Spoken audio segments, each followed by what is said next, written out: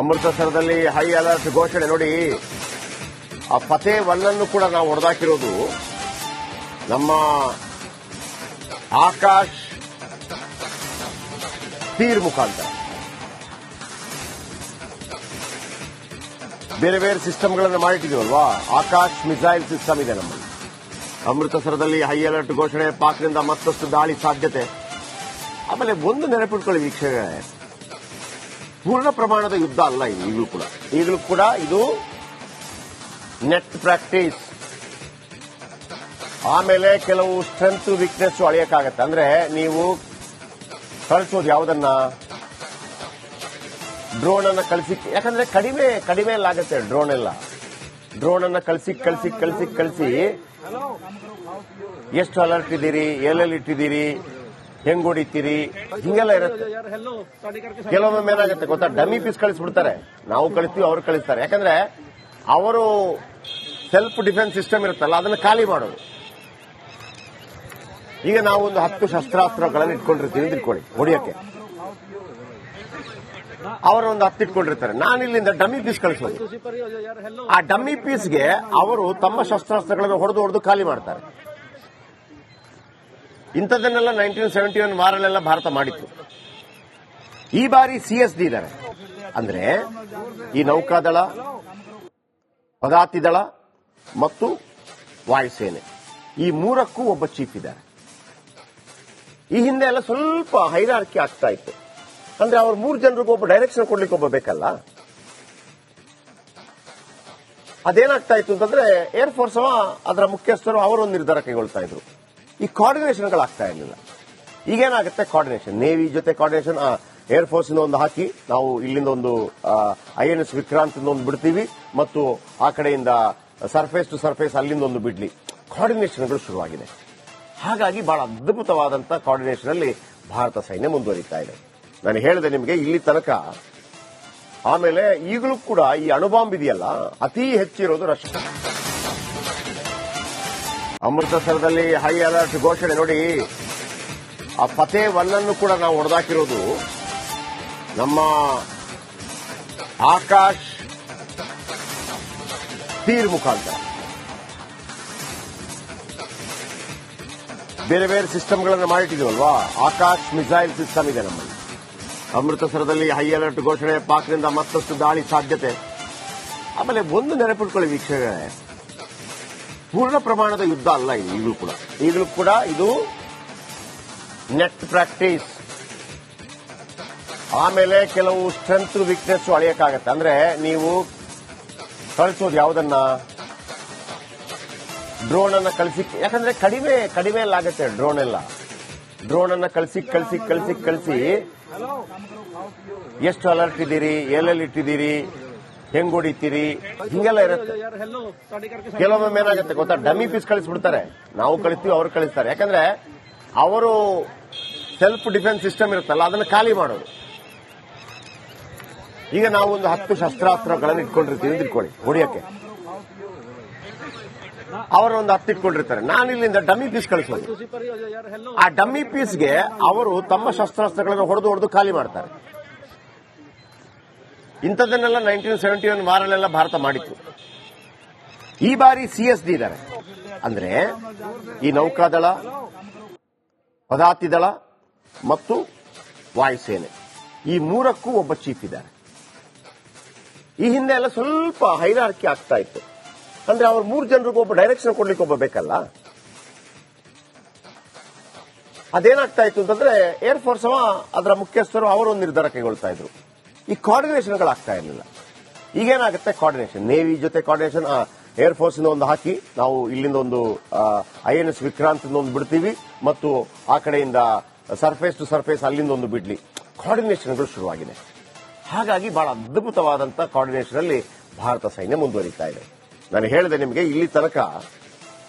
ಆಮೇಲೆ ಈಗಲೂ ಕೂಡ ಈ ಅಣುಬಾಂಬ್ ಇದೆಯಲ್ಲ, ಅತಿ ಹೆಚ್ಚಿರೋದು ರಷ್ಯಾ. ಅಮೃತಸರದಲ್ಲಿ ಹೈ ಅಲರ್ಟ್ ಘೋಷಣೆ ನೋಡಿ. ಆ ಫತೇ ಒನ್ನನ್ನು ಕೂಡ ನಾವು ಹೊಡೆದಾಕಿರೋದು ನಮ್ಮ ಆಕಾಶ್ ತೀರ್ ಮುಖಾಂತರ. ಬೇರೆ ಬೇರೆ ಸಿಸ್ಟಮ್ಗಳನ್ನು ಮಾಡಿಟ್ಟಿದೀವಲ್ವಾ. ಆಕಾಶ್ ಮಿಸೈಲ್ ಸಿಸ್ಟಮ್ ಇದೆ ನಮ್ಮಲ್ಲಿ. ಅಮೃತಸರದಲ್ಲಿ ಹೈ ಅಲರ್ಟ್ ಘೋಷಣೆ, ಪಾಕ್ನಿಂದ ಮತ್ತಷ್ಟು ದಾಳಿ ಸಾಧ್ಯತೆ. ಆಮೇಲೆ ಒಂದು ನೆನಪಿಟ್ಕೊಳ್ಳಿ ವೀಕ್ಷಕರೇ, ಪೂರ್ಣ ಪ್ರಮಾಣದ ಯುದ್ಧ ಅಲ್ಲ ಈಗಲೂ ಕೂಡ ಇದು ನೆಟ್ ಪ್ರಾಕ್ಟೀಸ್. ಆಮೇಲೆ ಕೆಲವು ಸ್ಟ್ರೆಂತ್ ವೀಕ್ನೆಸ್ ಅಳೆಯಕ್ಕಾಗತ್ತೆ. ಅಂದ್ರೆ ನೀವು ಕಳಿಸೋದು ಯಾವುದನ್ನ, ಡ್ರೋನ್ ಅನ್ನ ಕಳಿಸಿ, ಯಾಕಂದ್ರೆ ಕಡಿಮೆ ಆಗುತ್ತೆ ಡ್ರೋನ್ ಎಲ್ಲ. ಡ್ರೋನ್ ಅನ್ನ ಕಳಿಸಿ ಎಷ್ಟು ಅಲರ್ಟ್ ಇದ್ದೀರಿ, ಎಲ್ಲೆಲ್ಲಿ ಇಟ್ಟಿದ್ದೀರಿ, ಹೆಂಗ್ ಹೊಡಿತೀರಿ, ಹಿಂಗೆಲ್ಲ ಇರುತ್ತೆ.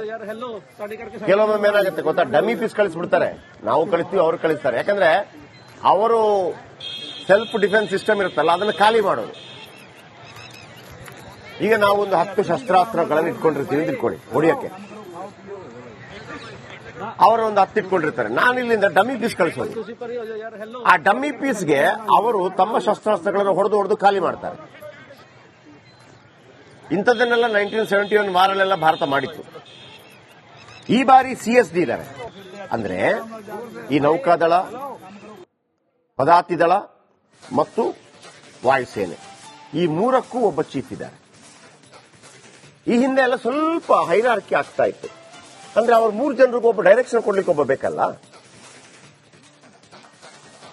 ಅದೇನಾಗ್ತಾ ಇತ್ತು ಅಂತಂದ್ರೆ ಏರ್ ಫೋರ್ಸ್ ಅದರ ಮುಖ್ಯಸ್ಥರು ಅವರೊಂದು ನಿರ್ಧಾರ ಕೈಗೊಳ್ತಾ ಇದ್ರು.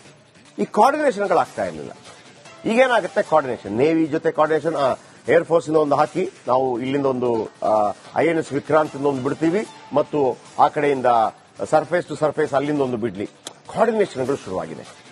ಹಾಗಾಗಿ ಬಹಳ ಅದ್ಭುತವಾದಂತಹ ಕೋಆರ್ಡಿನೇಷನ್ ಅಲ್ಲಿ ಭಾರತ ಸೈನ್ಯ ಮುಂದುವರಿತಾ ಇದೆ. ನಾನು ಹೇಳಿದೆ ನಿಮಗೆ ಇಲ್ಲಿ ತನಕ.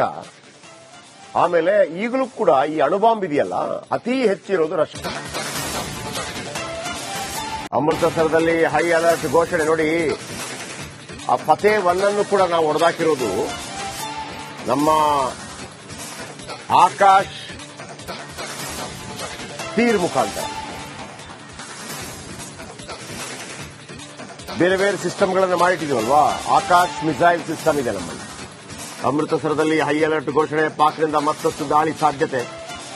ಆಮೇಲೆ ಒಂದು ನೆನಪಿಟ್ಕೊಳ್ಳಿ ವೀಕ್ಷಕರೇ, ಪೂರ್ಣ ಪ್ರಮಾಣದ ಯುದ್ಧ ಅಲ್ಲ ಈಗಲೂ ಕೂಡ ಇದು ನೆಟ್ ಪ್ರಾಕ್ಟೀಸ್. ಆಮೇಲೆ ಕೆಲವು ಸ್ಟ್ರೆಂತ್ ವೀಕ್ನೆಸ್ ಅಳೆಯಕ್ಕಾಗತ್ತೆ. ಅಂದ್ರೆ ನೀವು ಕಳಿಸೋದು ಯಾವುದನ್ನ, ಡ್ರೋನ್ ಅನ್ನ ಕಳಿಸಿ, ಯಾಕಂದ್ರೆ ಕಡಿಮೆ ಆಗುತ್ತೆ ಡ್ರೋನ್ ಎಲ್ಲ. ಡ್ರೋನ್ ಅನ್ನ ಕಳಿಸಿ ಎಷ್ಟು ಅಲರ್ಟ್ ಇದ್ದೀರಿ, ಎಲ್ಲೆಲ್ಲಿ ಇಟ್ಟಿದ್ದೀರಿ, ಹೆಂಗ್ ಹೊಡಿತೀರಿ, ಹಿಂಗೆಲ್ಲ ಇರುತ್ತೆ. ಕೆಲವೊಮ್ಮೆ ಏನಾಗುತ್ತೆ ಗೊತ್ತಾ, ಡಮ್ಮಿ ಪೀಸ್ ಕಳಿಸ್ಬಿಡ್ತಾರೆ.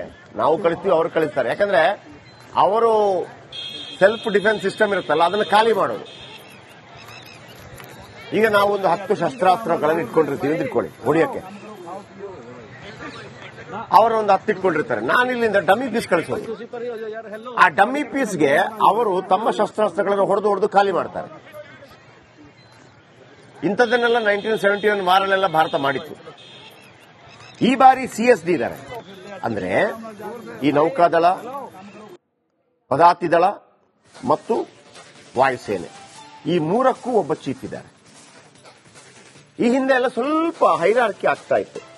ಅಂದ್ರೆ ಅವ್ರ 3 ಜನರಿಗೂ ಒಬ್ಬ ಡೈರೆಕ್ಷನ್ ಕೊಡ್ಲಿಕ್ಕೆ ಒಬ್ಬ ಬೇಕಲ್ಲ. ಅದೇನಾಗ್ತಾ ಇತ್ತು ಅಂತಂದ್ರೆ ಏರ್ ಫೋರ್ಸ್ ಅದರ ಮುಖ್ಯಸ್ಥರು ಅವರೊಂದು ನಿರ್ಧಾರ ಕೈಗೊಳ್ತಾ ಇದ್ರು. ಈ ಕೋಆರ್ಡಿನೇಷನ್ಗಳಾಗ್ತಾ ಇರಲಿಲ್ಲ. ಈಗೇನಾಗುತ್ತೆ, ಕೋಆರ್ಡಿನೇಷನ್, ನೇವಿ ಜೊತೆ ಕೋಆರ್ಡಿನೇಷನ್, ಏರ್ ಫೋರ್ಸ್ ಇಂದ ಒಂದು ಹಾಕಿ ನಾವು ಇಲ್ಲಿಂದ ಒಂದು INS ವಿಕ್ರಾಂತ್ ಒಂದು ಬಿಡ್ತೀವಿ ಮತ್ತು ಆ ಕಡೆಯಿಂದ ಸರ್ಫೇಸ್ ಟು ಸರ್ಫೇಸ್ ಅಲ್ಲಿಂದ ಒಂದು ಬಿಡ್ಲಿ. ಕೋಆರ್ಡಿನೇಷನ್ಗಳು ಶುರುವಾಗಿದೆ. ಹಾಗಾಗಿ ಬಹಳ ಅದ್ಭುತವಾದಂತಹ ಕೋಆರ್ಡಿನೇಷನ್ ಅಲ್ಲಿ ಭಾರತ ಸೈನ್ಯ ಮುಂದುವರಿತಾ ಇದೆ. ನಾನು ಹೇಳಿದೆ ನಿಮಗೆ ಇಲ್ಲಿ ತನಕ. ಆಮೇಲೆ ಈಗಲೂ ಕೂಡ ಈ ಅಣುಬಾಂಬ್ ಇದೆಯಲ್ಲ, ಅತಿ ಹೆಚ್ಚಿರೋದು